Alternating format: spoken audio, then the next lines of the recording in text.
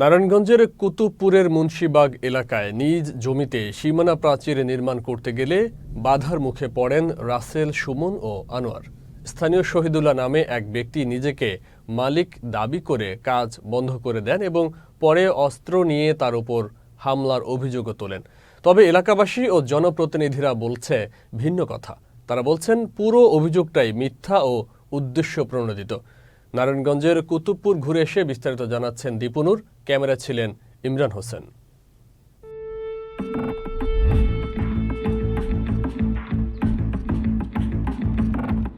নারায়ণগঞ্জের ফতুল্লা থানার কুতুবপুর ইউনিয়নের মুন্সিবাগ এলাকায় 11 মার্চ আরিফুল ইসলাম খানের কাছ থেকে 12% জমি 8 লাখ টাকা মূল্যে বায়নায় কেনেন সুমন ও আনোয়ার খান। পরবর্তীতে গেল 22 মার্চ জমিতে সীমানা প্রাচীর নির্মাণ করতে গেলে বাধে বিপত্তি। শহীদুল্লাহ নামের এক ব্যক্তি মালিক দাবি করে নির্মাণ কাজে বাধা দেন। শুধু তাই নয়, পরে তিনি উল্টো অভিযোগ তোলেন আনোয়ার ও স্থানীয় স্বেচ্ছাসেবক দলের আহ্বায়ক সৈয়দ মোহাম্মদ রাসেল অস্ত্র নিয়ে তার উপর হামলা চালিয়েছে। এদিকে ডুকবি তো গুল্লি করে দেব। আমি তাড়াতাড়ি এসব ভয়ে আমি চলে গেছি মেম্বার অফিসে। মেম্বারের অফিসে যাই বসি, তারপরে মেম্বারদের দিয়ে কাজ বন্ধ করাই। শহীদুল্লাহর সকল অভিযোগ মিথ্যা বলে জানান স্বেচ্ছাসেবক দল নেতা মোহাম্মদ রাসেল। একই সাথে এলাকাবাসী, স্থানীয় ইউপি সদস্য ও বিএনপি নেতা বলছেন স্থানীয় স্বেচ্ছাসেবক দলের আহ্বায়ক সৈয়দ মোহাম্মদ রাসেলকে জড়িয়ে এমন অভিযোগ মিথ্যা ও উদ্দেশ্য প্রণোদিত। না, এটা তো ভিত্তিহীন। এটা এই অস্ত্র ছেলে নেয় না। আর আমি সরজমিনে তো ছিলাম, আমি গেছি, তাদেরকে নিয়ে কাজ বন্ধ করে দিয়েছি দুনো পক্ষের সামনে রেখা।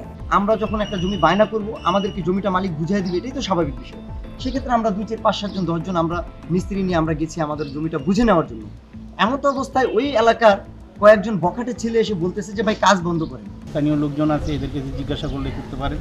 আমরা কোনো পিস্তলও নিইনি, আমরা মালিক পক্ষে গেছি। যখনই স্থানীয় মেম্বার আমাদের বলছে যে এটা বিচার দিছে, তোমরা কাজ বন্ধ রাখো, তখন আমরা কাজ বন্ধ রাখছি। না, এখানে কোনো মারামারি ঘটনা ঘটে নাই, ঠিক আছে? কোনো অস্ত্রশস্ত্র কোনো প্রদর্শন করে নাই। আর ওরা অস্ত্র পাইব করতে, ওদের বয়স কত? অল্প বয়সে পোলা পায়।